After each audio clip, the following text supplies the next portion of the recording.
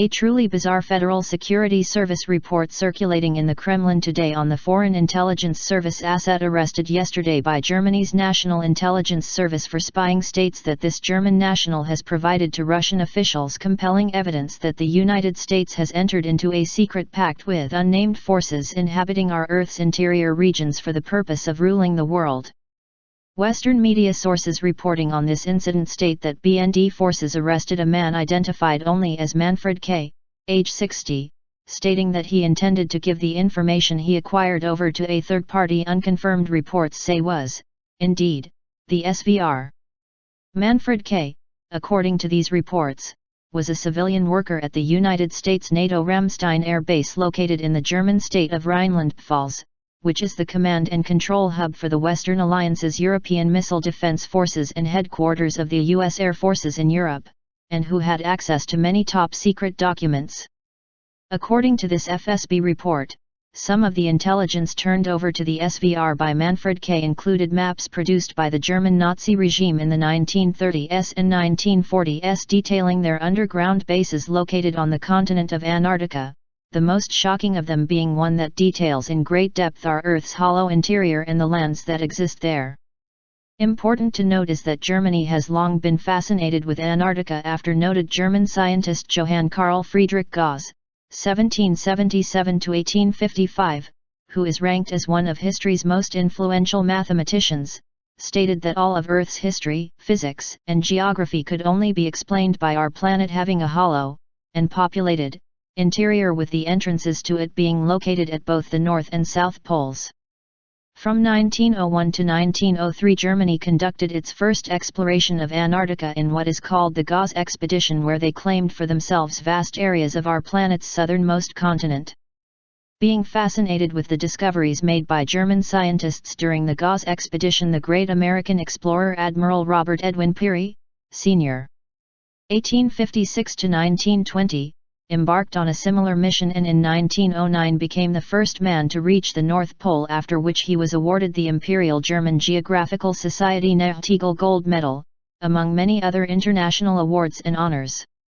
Based upon the discoveries made by both the Gauss Expedition of Antarctica and Admiral Peary's of the Arctic, the famous American scientist Marshall B. Gardner in 1920 authored a book titled A Journey to the Earth's Interior, or Have the Poles Really Been Discovered?, which he then presented to both the US and German governments, asking them to explain many things, including: how do scientists explain the fact that when we go north it becomes colder up to a certain point and then begins to get warm? How do they explain the further fact that the source of this warmth is not any influence from the south but a series of currents of warm water and of warm winds from the north, supposed to be a land of solid ice? Where can these currents come from? How could they come from anything else but an open sea? And why should there be a warm open sea at the very place where scientists expect to find eternal ice? Where could this warm water possibly come from?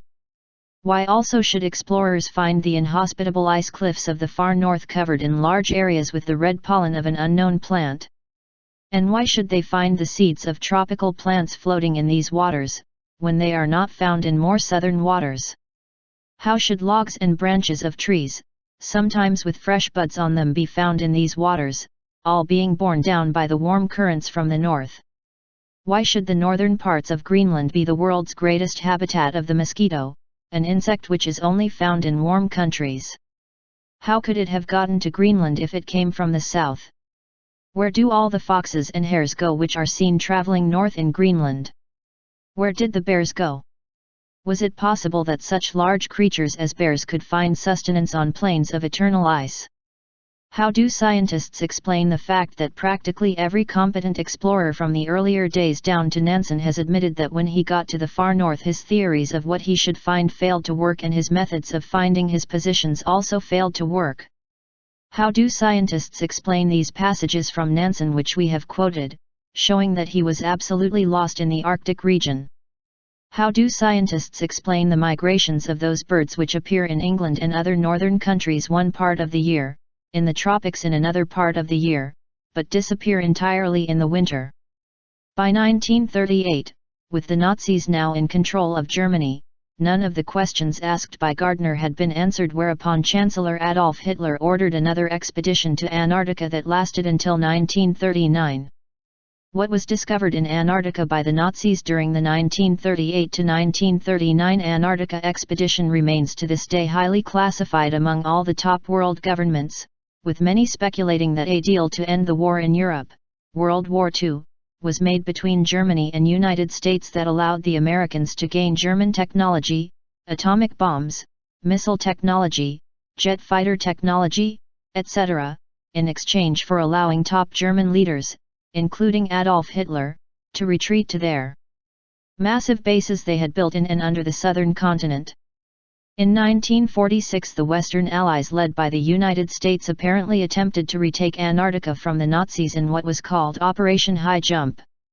Though this mission was purported to be for scientific reasons, numerous other reports state that these American-led forces were forced to retreat after having lost over 1,500 troops and suffering massive military material losses.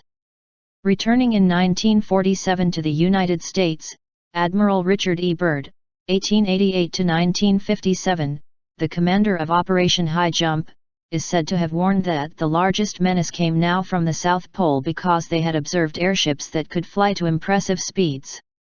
The importance of Admiral Byrd leading Operation High Jump was noted by American scientist Dr. R. W. Barnard, who in his 1964 book titled The Hollow Earth, the Greatest Geographical Discovery in History, credited Byrd with discovering both the North and South Pole openings to the inner reaches of our planet, and in his dedication stated, "To the future explorers of the new world that exists beyond North and South Poles in the hollow interior of the Earth, who will repeat Admiral Byrd's historic flight for 1,700 miles beyond the North Pole and that of his expedition for 2,300 miles beyond the South Pole, entering a new unknown territory not shown on any map, covering an immense land area whose total size is larger than North America, consisting of forests, mountains, lakes, vegetation, and animal life. The aviator who will be the first to reach this new territory, unknown until Admiral Byrd first discovered it, will go down in history as a new Columbus and greater than Columbus, for while Columbus discovered a new continent, he will discover a new world." If this FSB report is true, and the United States has now entered into a pact with those who inhabit our inner Earth, it bears notice that the ancient symbol associated with these inner Earth peoples is the oldest on Earth, dating back to very dawn of time from the ancient Indus Valley civilization, but more well known for its last incarnation as being the hated and feared symbol used by the Nazi Germans called the swastika.